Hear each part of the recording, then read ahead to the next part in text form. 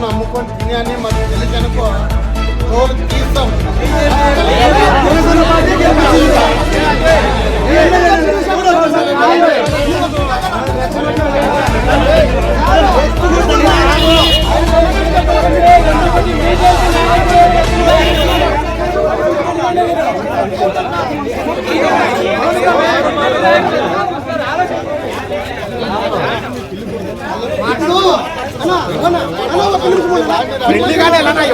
ఎవరి బయట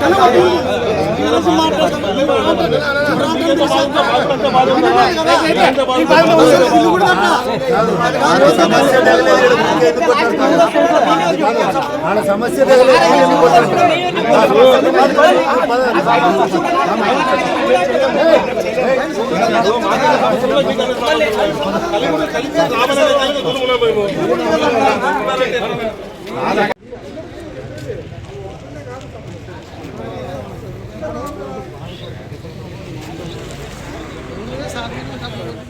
జనసేన వాళ్ళు బీజేపీ వాళ్ళు బాగా ఆనందంగా ఉంటారా? మీ కూటమి జరిపితే కదా మిమ్మల్ని భుజానికి వేసుకొని మా 27 రోజుల్లో ఎమ్మెల్యే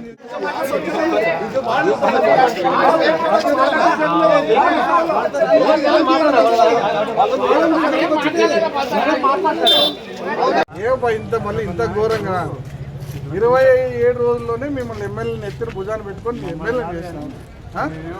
ఇప్పుడు ఇంప్లిమెంటేషన్ వచ్చిందా లేదా?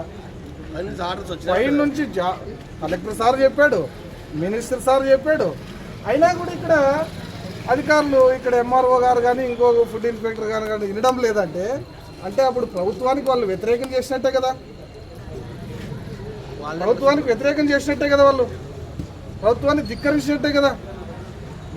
ఒక పేపరు లెటర్ ప్యాడ్ పైన ఒక మినిస్టర్ గారు కలెక్టర్ గారు సంతకాలు చేస్తే కూడా దాన్ని ఇంప్లిమెంట్ చేసేయలేదా? అంత ధిక్కారమా?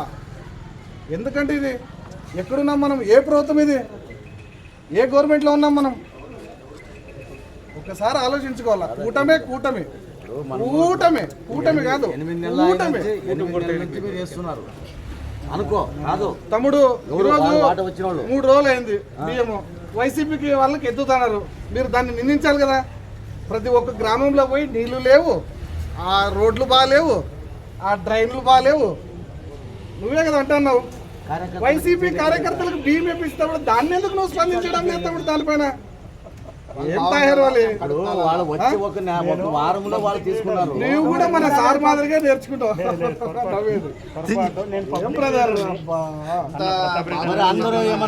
రుణాలు కూడలు రుణాలు నువ్వు చెయ్యి. పబ్లికే కదా ఇది కూడా, పబ్లికే కదా, కార్యకర్తల కోసమే కదా. నువ్వు నేను కలిసి తిరిగిపోయినాం కదా. 6 నెలల కింద నువ్వు నేను కలిసి తిరిగిపోయినాం కదా. మా చంద్రబాబు నాయుడు సార్ గారు మీ పవన్ సార్ గారు కలిసి తిరుగుతున్నారా లేదా? మీరు ఎందుకు దూరం ఉంటున్నారు? నేను ఒకటి చెప్తాను, ఒక్కరి నుండి ఒకరికి సమాధానం చెప్తాను. ఇబ్బంది నా వరకు మీరు 1000 మంది నుండి 1000 మంది మాట్లాడితే నేను ఒక్క నేర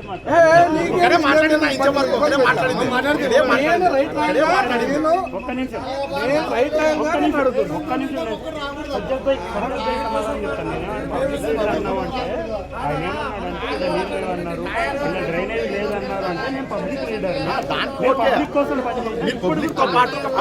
పార్టీ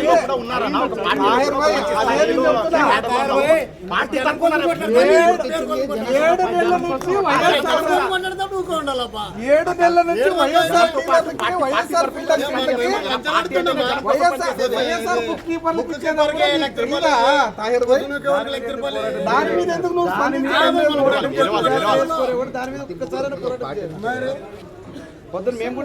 ఇప్పుడు కాదు, మీరు సింగల్ ఉన్నారన్నారు, ఇంతమంది ఉన్నారు, ఇంతమంది చేస్తే మనం గెలిచినామా అన్నట్లు వాళ్ళకి ఉండాలి కదన్నా. కూటమికి ఉండాలి కదా.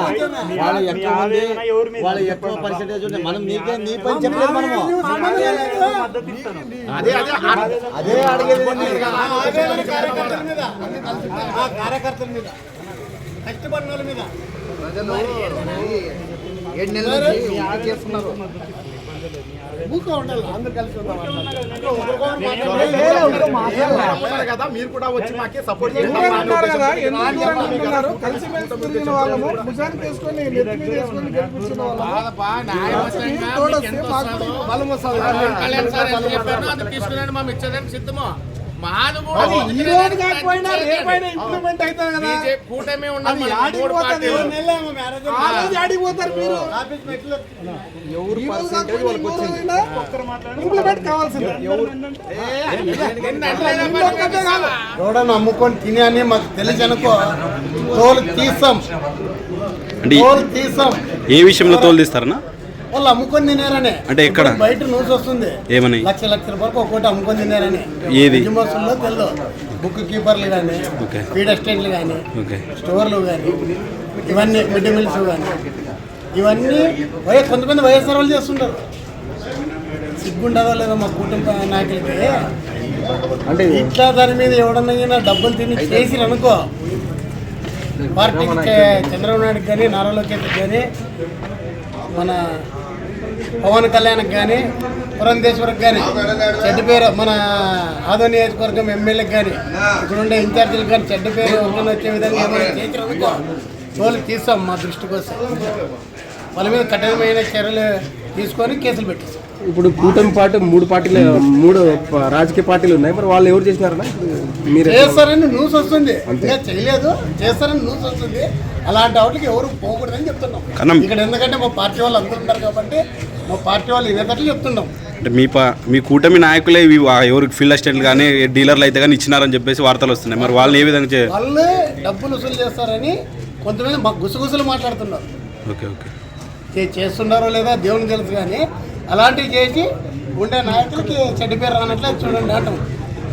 ఎందుకంటే ఎమ్మెల్యే ఊర్లో లేడు, వీళ్ళు మల్లప్ప అట్లా ఒకటి జోలికి పోడు. మా మీనాక్షి నాయుడు అన్న అంటే ఇంకా దాని జోలి కంటే తిడతాడు. అతను ఉండే పరిస్థితి అందరికీ తెలుసు. కానీ వేరే వాళ్ళు ఎవరన్నా పార్టీ పేరు చెప్పుకొని తీస్తే మా దృష్టికి వస్తే వాళ్ళు కఠిన చర్యలు తీసుకొని వాళ్ళకి కంప్లైంట్ ఇప్పిస్తాం. ఈరోజు ఉదయం నుండి కూటమి నాయకులు లీడర్ దాదాపు 300 ఎంఆర్ఓ కార్యాలయము, సబ్ కలెక్టర్ కార్యాలయం కూడా ఇంతమంది రావడానికి కారణం? ఇప్పుడు మాకి కలెక్టర్ ఆఫీస్ నుండి 70% అని వచ్చింది. ఇదివరకు మా ఎంఆర్ఓ ఆఫీస్ తప్పలేదు, జాయింట్ కలెక్టర్ ఆఫీస్ తప్పలేదు. మాకు పార్టీ ఆఫీసు నుండి ఆదేశాలు వచ్చినందుకు మాకే 25 స్టోర్లు వేయాలని వచ్చినాం.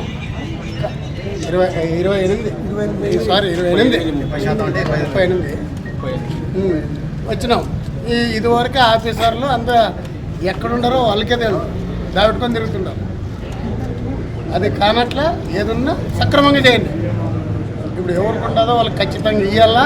వాళ్ళు ఏదున్నా వాళ్ళ అధికార ప్రకారము వాళ్ళ విఆర్ వాళ్ళని పెట్టి ప్రతి స్టోర్ ఇవ్వాలా. లేదనుకో మా పార్టీ ఆదేశాలకి వాళ్ళు ధిక్కరిస్తే ప్రతి స్టోర్తోన, ప్రతి వార్డులో, ప్రతి తెలుగుదేశం నాయకుడు కష్టపడి అప్పుడు కూటమి ప్రభుత్వాన్ని ఎట్లా గెలిపించుకున్నామో మా ఎమ్మెల్యేని ప్రతి స్టోర్తో మేము దగ్గరుండి ప్రజలకు న్యాయం జరిగే విధంగా ఆడ ఇచ్చేస్తాం. ఏమన్నారు సార్ అధికారులు? ఏమన్నారు? ఇప్పుడు ఈ 70% భజనలో ఉన్నారు. వాళ్ళకి ఒక కలెక్టర్ చెప్పినా వినిపించుకోవడంలే, ఒక ఇన్ఛార్జి మంత్రి చెప్పినా వినిపించుకోవడంలే.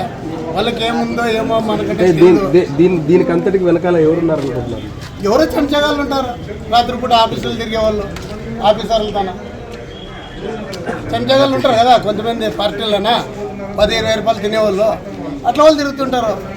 రాత్రి 7:00 ప్రతి విలేకరికి తెలుసు 250 మంది ఉంటారు. ఎవరైతే పోయి ఆఫీసర్లతో కూర్చుంటారో, ఎవరితో కూర్చుంటారో అట్లా చెంచగాళ్ళు చేస్తుంటారు. ఓకే. మీ పేరు? నా పేరు బీతి మూక, రాష్ట్ర బీసీసీఎల్ ప్రచార కార్యదర్శి.